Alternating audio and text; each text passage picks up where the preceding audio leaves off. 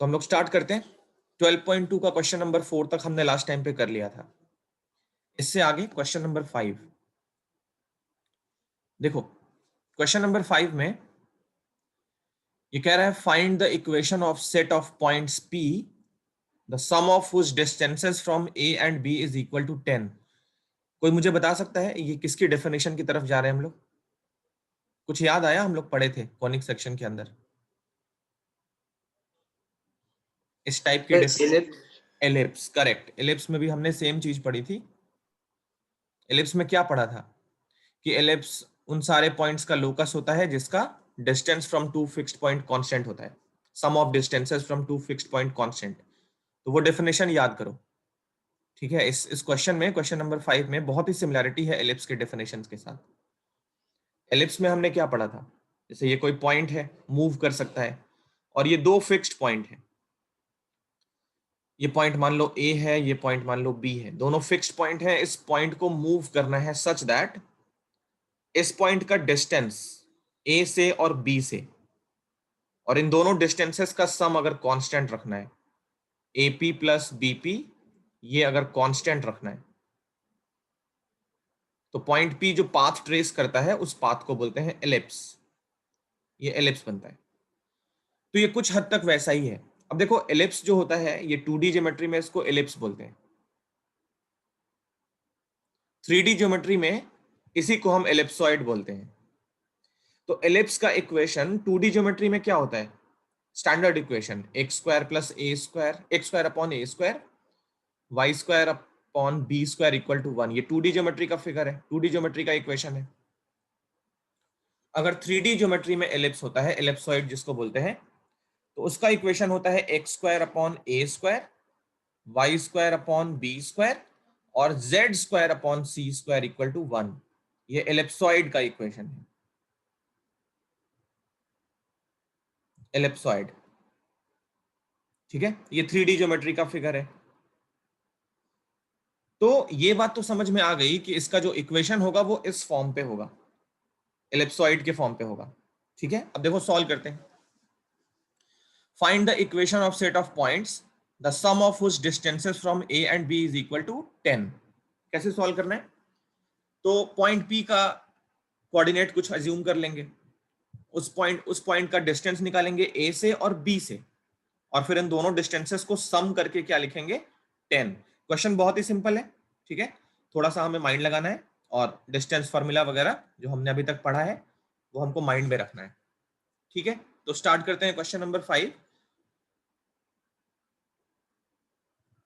देखो, question number 5 थोड़ा सा लंबा होता है ये, तो इसका ध्यान रखें, थोड़ा सा लंबा होता है, ठीक है। हमें स्क्वायरिंग करनी पड़ती है बार बार।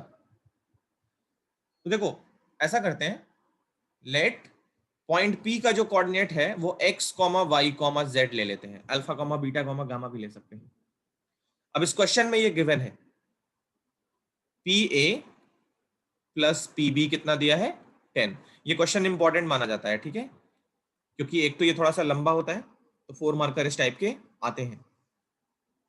अब देखो, PA प्लस PB 10 दिया है ना, निकालते हैं PA और PB। तो अप्लाई करो डिस्टेंस फॉर्मूला। पहले PA निकालना है, तो P का कोऑर्डिनेट और A का कोऑर्डिनेट इस पे लगाओ डिस्टेंस फॉर्मूला।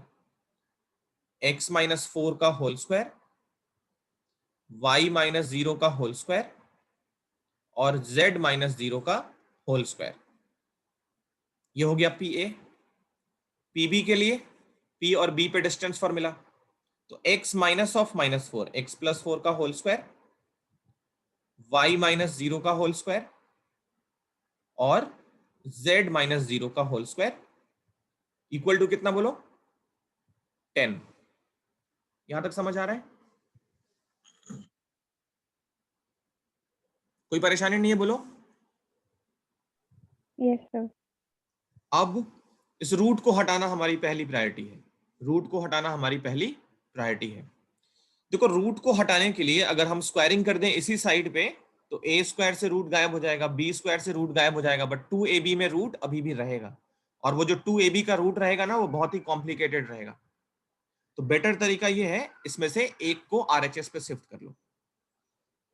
तो देखो यहाँ पे LHS में है हमारे पास x माइनस 4 का होल स्क्वायर, ये दोनों तो y square plus z square root के अंदर, आरएचएस पे जब ये शिफ्ट होंगे तो 10 minus under root of x plus 4 whole square y square और ये रहा जेड स्क्वायर। अब क्या करना है, squaring on both sides, SPS, squaring on both sides. तो एलएचएस पे देखो क्या बनता है, सबसे पहले ये रूट गायब हो गया। Good x, morning sir. Good morning Abhinav. X minus 4 whole square y square और ये जेड स्क्वायर, आरएचएस पे ए माइनस बी का होल स्क्वायर लगा लें, तो ए स्क्वायर हो गया 100 प्लस बी स्क्वायर में क्या होगा, रूट गायब,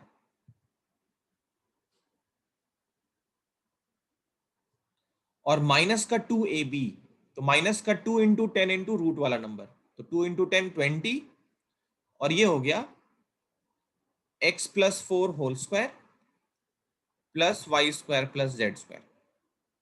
एक बार देख लो सारे स्टेप्स, कोई मिस्टेक तो नहीं है, कोई परेशानी तो नहीं है।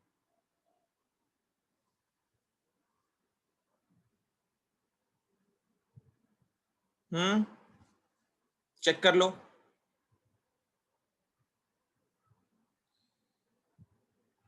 तो अगर सब कुछ ठीक है, फिर ये वाई स्क्वायर से वाई स्क्वायर, जेड स्क्वायर से जेड स्क्वायर कैंसिल, हम बिल्कुल सिंप्लीफाइड फॉर्म में ले आएंगे, फिर उसके बाद अगेन स्क्वायरिंग करेंगे। तो ये देखो, x square plus 16 minus 8x equal to 100, x plus 4 का होल स्क्वायर, तो ये हो गया x square plus 16 plus 8x minus 20, ये रूट के अंदर एक्स प्लस 4 का whole square plus y square plus z square, x square cancel, ये 16 भी कैंसिल कोइंसिडेंटली। तो देखो क्या क्या बन रहा है, इस माइनस 20 वाले को अलग करते हैं, ठीक है, इसको इस साइड पे ले आते हैं और 8x को इधर ले आते हैं। हम ये कोशिश करते हैं कि रूट वाला टर्म बिल्कुल सिंगल टर्म में रहे, किसी और के साथ रहेगा तो फिर a plus b a minus b whole square expand होगा और 2ab से रूट नहीं हट पाएगा। मेरी बात समझ में आ रही है सबको? रूट वाले टर्म को बिल्कुल सिंगल टर्म बनाते हैं, क्योंकि क्या है ना, 2 माइनस रूट 5 को स्क्वायर करना तो रूट नहीं हट पाएगा, लेकिन रूट 5 को स्क्वायर कर लोगे तो रूट हट जाएगा। इसमें क्या होगा, 4 प्लस 5 और माइनस का 2ab में तो फिर से रूट रह जाएगा ना। तो इसीलिए रूट वाले टर्म को किसी के साथ मत रखो, सिंगल टर्म बना के दूसरे साइड पे शिफ्ट कर लो। तो रूट वाले को एलएचएस पे कर लो, ये बन गया 20, और रूट के अंदर वही नंबर फिर से x plus 4 whole square plus का वाई स्क्वायर प्लस का जेड स्क्वायर। आरएचएस पे देखो क्या क्या हो गया, एक साथ सही में लिख लें, 100 और 8 प्लस 8 हो गया 16x। कुछ कैंसिल कर लें, नंबर छोटे छोटे हो जाएंगे, 5 से नहीं 4 से कैंसिल कर लेते हैं, तो 4 से हो गया 5, ये x प्लस 4 का whole square plus y square plus z square, इधर से भी 4 कॉमन करके कैंसिल कर लो, तो 4 से ये 25 और प्लस का 4x, 25 प्लस 4x, यहां तक हम पहुंच गए। आगे देखो, एक बार फिर से स्क्वायरिंग करनी है, स्क्वायरिंग एक बार फिर से करनी है, चलो तो करें स्क्वायरिंग फिर से।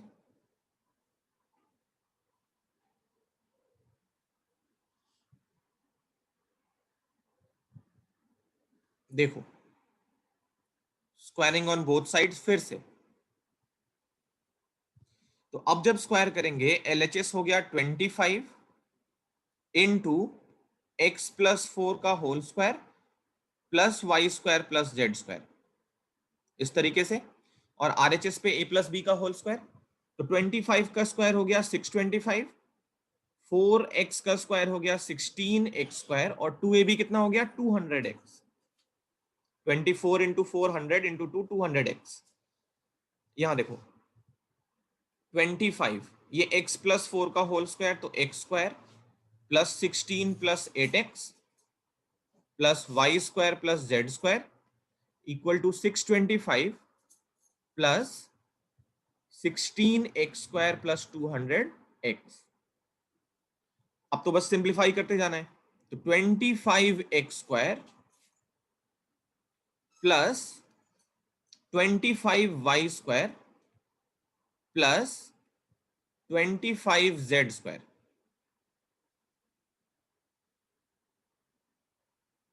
है ना, 25x² 25y² 25z² प्लस 25 × 8 ये हो गया 200x, और 25 × 16 कितना होगा, 25 × 4 हो गया 100, 100 × 4 हो गया 400, equal to 625 plus 16x² plus 200x।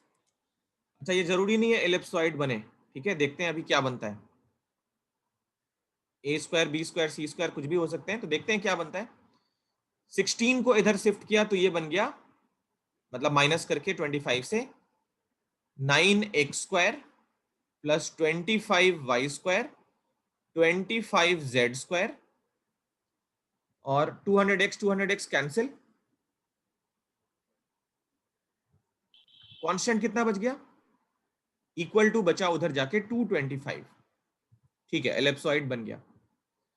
तो ये हमारा फाइनल आंसर हो गया। अब मैं तुमको वो वाला फॉर्म दिखाता हूं जो हमने स्टार्ट में बात की थी, x² / a², y² / b², z² / c² = 1। ये वाला फॉर्म दिखाने के लिए देखो RHS पे 1 चाहिए, 225 से डिवाइड कर लो दोनों साइड पे। यहां तक की बात जो है एक्स्ट्रा बात है, ठीक है, आंसर हमारा यहां तक हो चुका है। दोनों साइड पे 225 से डिवाइड कर लो, तो ये हो गया x² 9/225 plus 25y² plus 25z² ये इक्वल टू 1 है।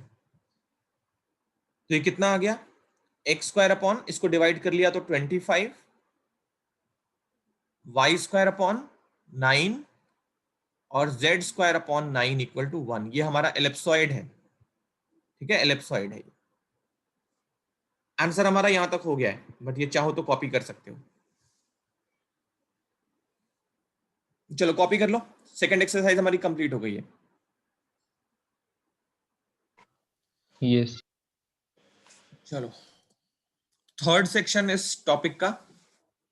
लेक्चर 1 में मैंने बताया था कि एक तो बेसिक 3D है, इंट्रोडक्शन रहेगा जिसमें, उस पर 12.1 हमने कर लिया, फिर डिस्टेंस फार्मूला पे 12.2 कर लिया। अब थर्ड जो टॉपिक है इस चैप्टर का वो है section formula.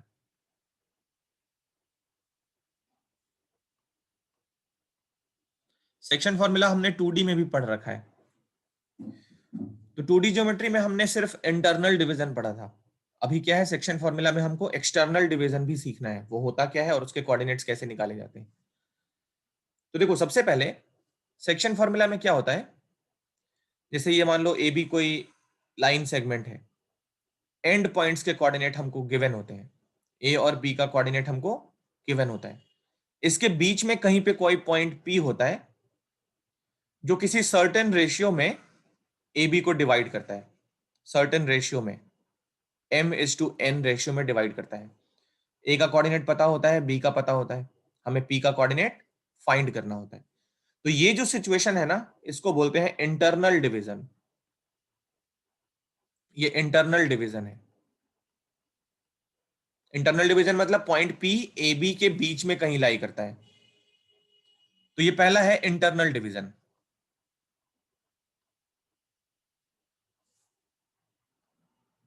But point P A B के बाहर भी हो सकता है। कैसे होता है वो, ये सिचुएशन देखो, ये है ए, ये है बी, और पी पॉइंट इससे आगे कहीं है, ये पॉइंट बी है, ए, ये पॉइंट है बी, और पी का कोऑर्डिनेट बताना होगा such that point P A B को एक्सटर्नली डिवाइड कर रहे हैं, एक्सटर्नली।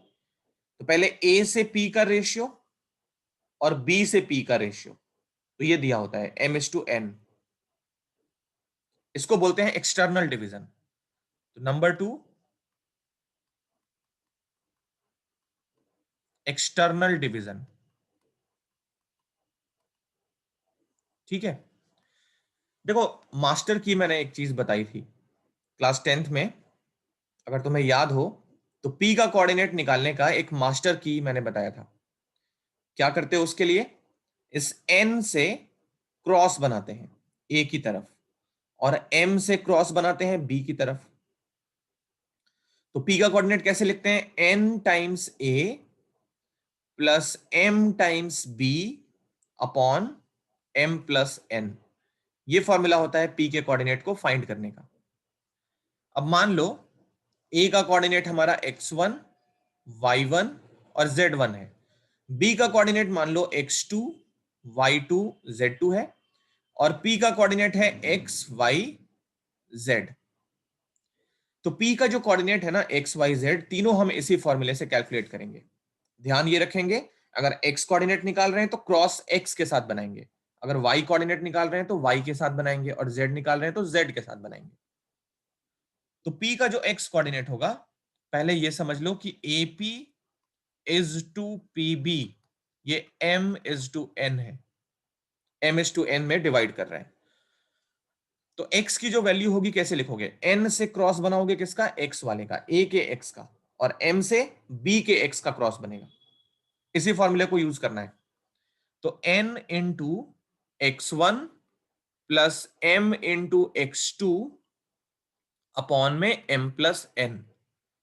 y निकालने के लिए y कोऑर्डिनेट निकाल रहे हैं तो क्रॉस किसके साथ बनेगा, y के साथ, n y1 plus m y2 upon में m प्लस n, और z निकालने में z के साथ क्रॉस, तो n z1 plus m z2 upon में m प्लस n।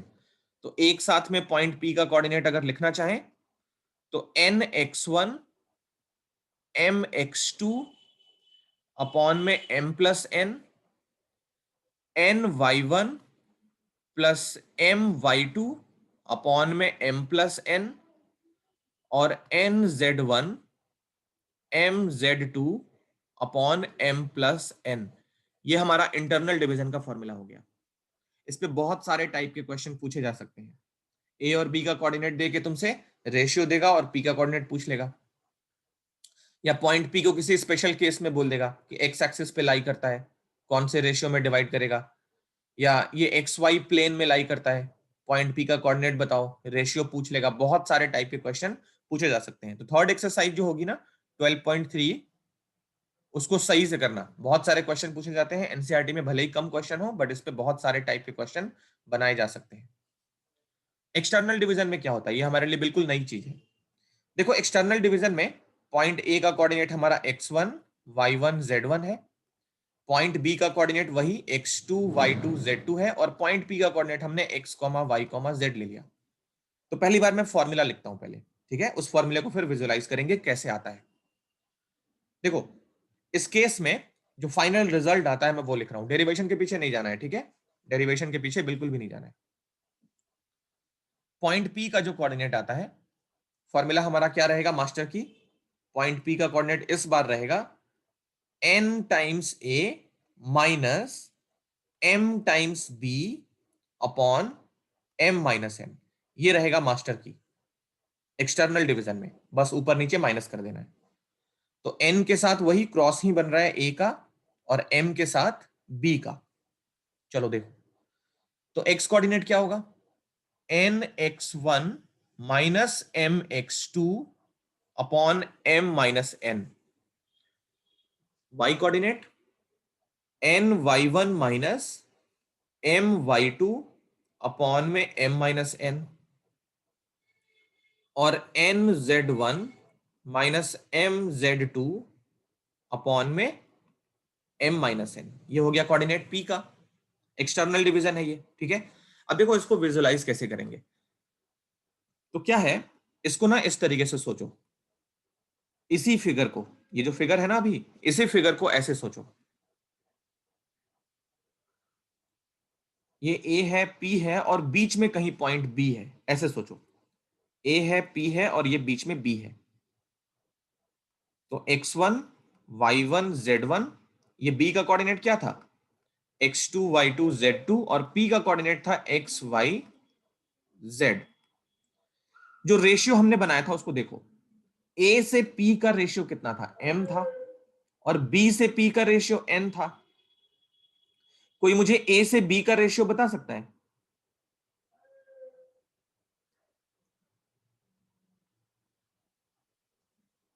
हाँ m minus n। Very nice, m minus n। ये m है, ये n है, तो a से b का रेशियो क्या होगा? m minus n। कोई कांस्टेंट भी होगा साथ में, नो डाउट। ऐसा नहीं है कि AP की लेंथ m है और BP की लेंथ n है, ऐसा बिल्कुल भी नहीं है। लेकिन जब रेशियो लेते हैं ना, देखो ऊपर भी नंबर है, कांस्टेंट आएगा, नीचे भी कांस्टेंट आएगा, दोनों कांस्टेंट कट जाएंगे, तो कुछ देर के लिए समझने के लिए सिर्फ हम ये समझ सकते हैं कि AP जो होगा वो m माइनस n होगा। हालांकि मैं बता दूं, AB की लेंथ m माइनस n बिल्कुल भी नहीं है, ना ही AP की लेंथ m है, तो माइनस करना बिल्कुल गलत है, माइनस करना बिल्कुल गलत है, ठीक है। लेकिन रेशियो ले रहे हैं, तो रेशियो हमें ऊपर भी रखना है, नीचे भी रखना है, तो जो कांस्टेंट लेंगे वो तो कट जाएगा। तो इसीलिए समझने के लिए हम सिर्फ ए बी को m माइनस n उसका रेशियो मान सकते हैं। अब देखो, तो हमें एक्सटर्नल फॉर्मूला डिराइव करना है, ये फॉर्मूला कैसे आ रहा है उसको विजुअलाइज करना है। तो इसी जो ग्रीन वाला डायग्राम बना है, इस पे हम इंटरनल डिवीजन का फॉर्मूला लगा लें। पहले ए और पी का कोऑर्डिनेट मान ले और बी का कोऑर्डिनेट निकालने की कोशिश करें। तो बी का जो कोऑर्डिनेट होगा x2, पहले x कोऑर्डिनेट की बात करते हैं, x2 ये वाला। x कोऑर्डिनेट कैसे निकालोगे? n के साथ क्रॉस बनाओगे a का और इसके साथ क्रॉस बनाओगे p का, है ना। तो n into x1, n into x1 plus, internal में बीच में प्लस आता है, फिर m minus n into p का x कोऑर्डिनेट है x, अपॉन अपॉन इन दोनों का सम। डिनोमिनेटर में क्या होता है? m प्लस n होता है ना, तो m माइनस n और ये प्लस का n, इन दोनों का सम।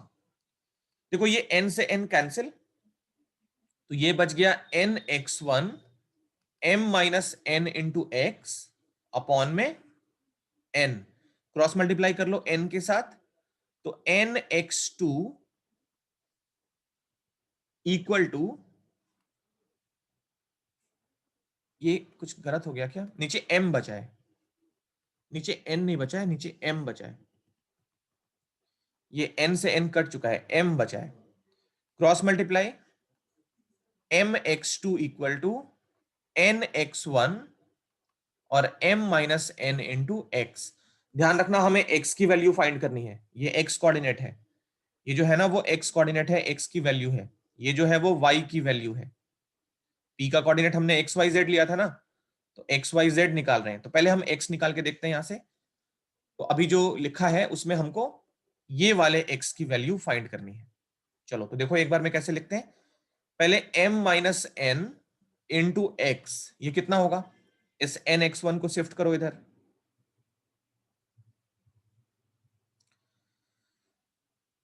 तो ये हो गया m x2 minus n x1, और m माइनस n को नीचे कर ले, m x2 minus n x1 upon m minus n। अच्छा, ये m और n मैंने आगे पीछे ले लिया इसलिए ऐसा हुआ है, इसमें कोई परेशानी वाली बात नहीं है। तो ये हमारा x का फॉर्मूला है, कॉपी कर लो इसको।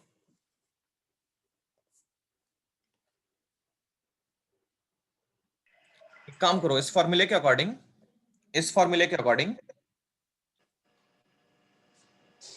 इसको ऐसे लिखो,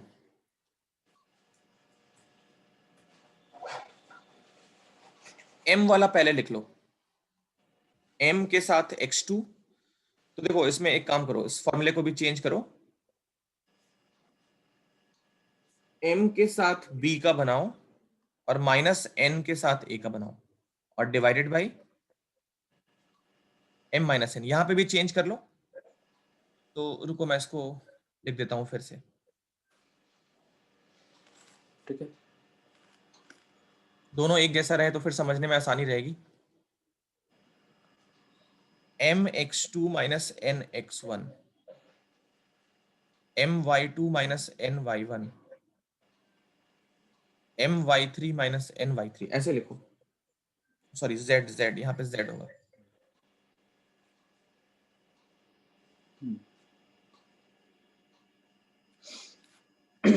ऐसे लिखो इस फॉर्मूले को।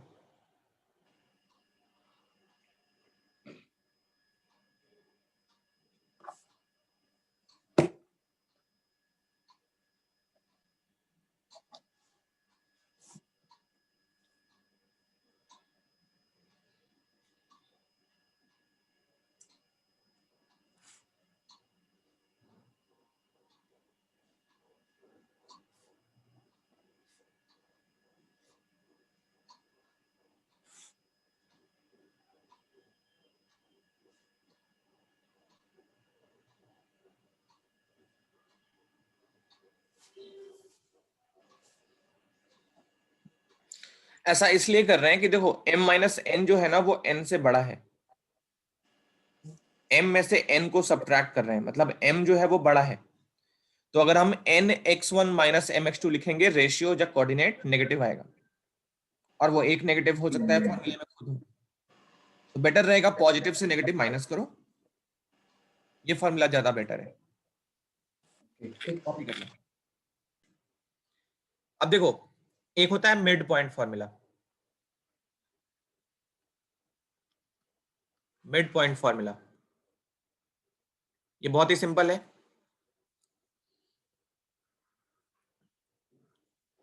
ये मान लिया हमारा a है, ये पॉइंट b है, a का कोऑर्डिनेट x1 y1 z1 और b का कोऑर्डिनेट x2 y2 z2। इनके बीच में पॉइंट p है, और p क्या है? मिड पॉइंट है।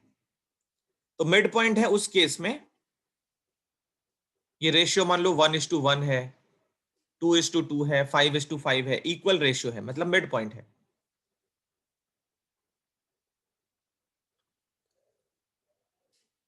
AP अपॉन PB ये 1:1 है। तो पॉइंट P जो होता है वो मिड पॉइंट बोलते हैं। उसका कोऑर्डिनेट निकालते कैसे? तो x का फॉर्मूला वही रहेगा, ये m:n है, n इंटू a। तो n की वैल्यू 1 है और a की वैल्यू x1, a का x कोऑर्डिनेट, फिर 1 into x2 upon m plus n, तो ये हो गया 2। तो x1 प्लस x2 अपॉन 2। इसी तरीके से y कोऑर्डिनेट, तो फाइनल रिजल्ट आएगा y1 प्लस y2/2, और z कोऑर्डिनेट आएगा z1 प्लस z2/2। तो इनको लेके p का कोऑर्डिनेट अगर एक साथ लिखना हो तो x1 plus x2/2, y1 plus y2/2 और z1 प्लस z2/2, ये हमारा p का कोऑर्डिनेट होता है। तो इसको डायरेक्टली हम क्वेश्चन में यूज कर लेते हैं। a और b जब भी दिया होता है p मिड पॉइंट बोलता है, तो ध्यान से सुनो, p का जो x कोऑर्डिनेट है वो a और b के x कोऑर्डिनेट का मीन होता है, एवरेज होता है। p का जो y कोऑर्डिनेट है वो a और b के y कोऑर्डिनेट का एवरेज होता है, और p का जो z कोऑर्डिनेट है वो a और b के z कोऑर्डिनेट का एवरेज होता है। ठीक है। एक होता है सेंट्रॉइड। सेंट्रॉइड क्या होता है वो भी देख लो।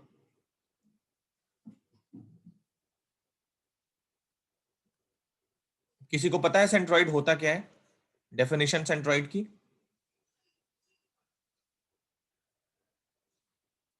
हाँ, जहाँ पे मीडियंस इंटरसेक्ट करते हैं। Very nice. Point of intersection of medians. Point of intersection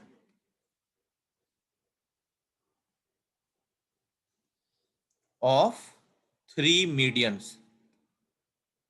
triangle में और भी पॉइंट ऑफ इंटरसेक्शन होते हैं, जैसे मीडियंस का पॉइंट ऑफ इंटरसेक्शन सेंट्रॉइड होता है। मैं आगे लिख देता हूं, तुम्हें याद रखोगे तो अच्छा रहेगा।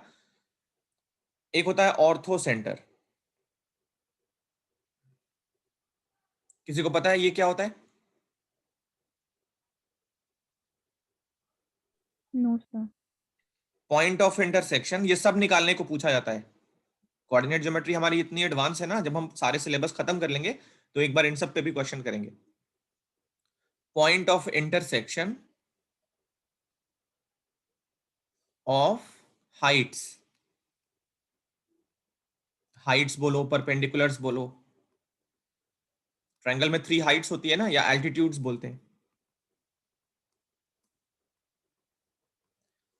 ट्रायंगल में तीनों वर्टेक्स से 3 हाइट बना सकते हैं। वो तीनों हाइट जहां से पास करती है वो पॉइंट ऑर्थो सेंटर होता है। इन सेंटर। इन सेंटर क्या होता है? ये भी पॉइंट ऑफ इंटरसेक्शन होता है एंगल बाइसेक्टर्स का। Point of intersection of angle bisectors. Angle bisectors. एक होता है सरकम सेंटर। सरकम सेंटर क्या होता है? तो ये होता है पॉइंट ऑफ इंटरसेक्शन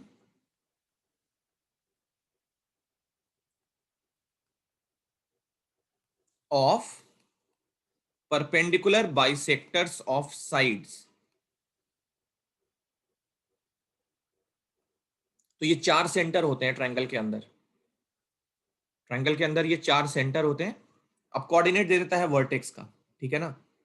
ट्रायंगल में कोऑर्डिनेट्स का आई मीन वर्टेक्स का कोऑर्डिनेट दे देगा। और कभी कभी क्वेश्चन अगर हॉट्स पूछना है तो ABC में तीनों वर्टेक्स से कोऑर्डिनेट दे देगा और बोलेगा ये चारों फाइंड करो। सेंट्रोइड फाइंड करने का हमारे पास डायरेक्ट फॉर्मूला है। इन सेंटर फाइंड करने का हमारे पास डायरेक्ट फॉर्मूला है। ऑर्थो सेंटर और सर्कम सेंटर निकालना पड़ता है, ठीक है। ऑर्थो सेंटर और सर्कम सेंटर निकालना पड़ता है। तो मैं तुम्हें अभी इन सेंटर का और सेंट्रोइड का फॉर्मूला दिखा देता हूं, ठीक है। देखो सेंट्रोइड में क्या होता है, वैसे हम लोग एक क्लास रखेंगे इसके लिए, बहुत इंपॉर्टेंट है इन चारों को समझना, इन चारों का क्या मीनिंग होता है, कैसे निकाला जाता है, क्या क्या चीजें इनके साथ एसोसिएट होती है, एक क्लास रखेंगे हम लोग। देखो सेंट्रोइड में क्या होता है, ट्रायंगल की मीडियन के बारे में सबको पता है, वो सामने वाली साइड को बाइसेक्ट करती है। अब कोई ये ना बोले कि वाली साइड पे परपेंडिकुलर भी होती है या जिस वर्टेक्स से आ रही है उसके एंगल को बाइसेक्ट करती है, ऐसा बिल्कुल नहीं होता है। AD अगर मीडियन है तो BD equal to DC, that's it. अब ये नहीं कि AD परपेंडिकुलर भी होगी या angle BAD equal to CAD, ये सब नहीं होगा। जनरल ट्रायंगल में ये चारों लाइंस अलग अलग होती है। कौन कौन सी line, median, altitude, angle bisector और साइड का परपेंडिकुलर बाइसेक्टर, चारों अलग अलग लाइंस होती है। हाँ, अगर ट्रायंगल इक्विलैटरल है तो ये चारों कोइंसाइड करते हैं, ये चारों पॉइंट्स एक ही जगह पे होते हैं। तो देखो क्या करते हैं, दो मीडियंस बना लेते हैं AD और BE। इस पॉइंट को हम कैपिटल G से डिनोट करते हैं। कैपिटल G मतलब सेंट्रोइड को हम कैपिटल G से डिनोट करते हैं। तीसरी मीडियन जो बनाएंगे ना C से, वो भी पॉइंट G से ही पास करेगी इस तरीके से। तो जब भी तीन लाइंस, एटलीस्ट तीन लाइंस एक ही पॉइंट से पास करे तो इन तीनों लाइंस को बोलते हैं कॉन्करेंट। मीडियंस जो होती है ना वो कॉन्करेंट होती है। ये वर्ड अच्छे से समझ लेना, कॉन्करेंट। अगर तीन लाइन एक पॉइंट से पास करे तो उन तीनों लाइंस को क्या बोलते हैं, कोलिनियर, है ना। अगर तीन पॉइंट से एक ही लाइन पास कर जाए तो उन तीनों पॉइंट्स को बोलते हैं ये कोलिनियर पॉइंट्स हैं। और अगर तीन लाइंस एक ही पॉइंट से पास कर जाए तो उन तीनों लाइंस को बोलते हैं कॉन्करेंट लाइंस। ये कॉन्करेंट होती हैं कौन कौन सी, मीडियंस, एल्टीट्यूड्स, एंगल बाइसेक्टर्स और साइड्स का परपेंडिकुलर बाइसेक्टर, ये चारों लाइंस कॉन्करेंट होती है।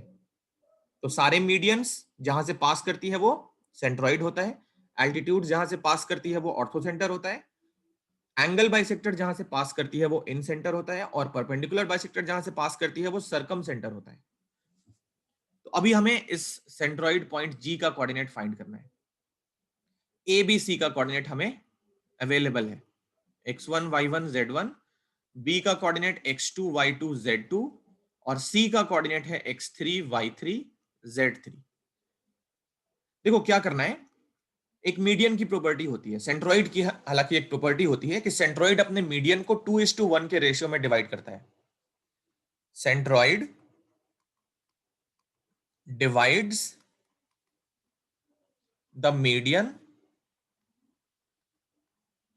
In the ratio 2:1। मतलब क्या हुआ इसका, देखो मीडियन कहां से स्टार्ट होती है, पॉइंट A से, मीडियन D से स्टार्ट नहीं होता है। तो AG अपॉन GD ये इक्वल होगा BG अपॉन GE, ये इक्वल होगा CG अपॉन GF, ये पॉइंट F है। ये सारे कितने होंगे, 2:1 होंगे। तो हम क्या करते हैं, कोई भी एक लाइन ले लेते हैं, कोई भी एक मीडियन ले लेते हैं। ये देखो ये मीडियन ले लिया AD, थोड़ा इसको जूम कर लिया, AD, बीच में कहीं पॉइंट G है और G क्या कर रहा है, 2:1 पे डिवाइड कर रहा है AD को, 2:1 पे डिवाइड कर रहा है किसको, AD को। A और D का कोऑर्डिनेट हमारे कंट्रोल में है, D का कोऑर्डिनेट निकाल लेते हैं। देखो D क्या है, BC का मिड पॉइंट है, D जो है वो BC का मिड पॉइंट है ना। तो पहले A का कोऑर्डिनेट तो पता ही है, D का कोऑर्डिनेट लिखे हम लोग, D का कोऑर्डिनेट BC का मिड पॉइंट करके निकालो, x2 प्लस x3/2, ये D का x कोऑर्डिनेट हो गया। D का y कोऑर्डिनेट क्या हो गया, y2 प्लस y3/2, और z कोऑर्डिनेट हो गया z2 प्लस z3/2, ये D का कोऑर्डिनेट हो गया। अप्लाई करो 2:1 और जी का कोऑर्डिनेट मान लो अल्फा, बीटा और गामा, सेंट्रोइड है जी। तो स्पेस थोड़ा कम है, मैं लिखता हूं एक ही बार में। देखो अल्फा निकालते हैं डायरेक्टली। अल्फा निकालने का फॉर्मूला क्या होगा, इस 1 से क्रॉस बनेगा ए का और 2 से क्रॉस बनेगा डी का। तो 1 इंटू ए का एक्स कोऑर्डिनेट, ए का एक्स कोऑर्डिनेट मतलब x2 plus x3 upon 2 plus, नहीं सॉरी डी का लिख दिया मैंने, गलत हो गया। ए का एक्स कोऑर्डिनेट कितना है, ए का एक्स कोऑर्डिनेट है x1 प्लस, अब फिर 2 से क्रॉस बनाओ डी का, तो 2 से किसका क्रॉस बनेगा, x2 plus x3 upon 2 divided by m plus n, ये हो गया 3। तो अल्फा निकल के आ रहा है, ये 2 से 2 cancel, x1 plus x2 plus x3 upon 3, x1 plus x2 plus x3 upon 3, ये अल्फा हो गया। बीटा के लिए देखो, बीटा मतलब g का y कोऑर्डिनेट, तो ये कैसे निकलेगा देखो, इस 1 से क्रॉस, हाँ सर ये समझ नहीं आया, आपने अल्फा कैसे निकाला? अच्छा चलो एक बार बीटा फिर से देख लो, अल्फा समझ आ जाएगा। ओके। देखो जी का जो y कोऑर्डिनेट है बीटा, जी का y कोऑर्डिनेट वो कैसे निकालोगे, इस 1 से a के y कोऑर्डिनेट का क्रॉस बनेगा, तो a का y कोऑर्डिनेट कितना है y1 और 2 से बनेगा d के y कोऑर्डिनेट का, तो 2 into y2 plus y3 upon 2। बोलो बनत समझ आया, अपॉन 2 प्लस 1, बनत जल्दी बताओ।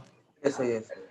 ऐसे ही अल्फा भी निकला है, तो ये 2 से 2 कैंसिल, ये हो गया y1 plus y2 plus y3 upon 3, और z कोऑर्डिनेट इधर देखो, यहां z निकालते हैं, गामा, गामा के लिए 1 से a का z कोऑर्डिनेट z1 और 2 into z2 plus z3 upon 2, तो ये हो गया z1 plus z2 plus z3 upon 3।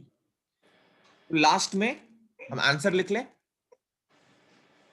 Centroid G उसका कोऑर्डिनेट हो गया x1 plus x2 plus x3 upon 3, y1 plus y2 plus y3 upon 3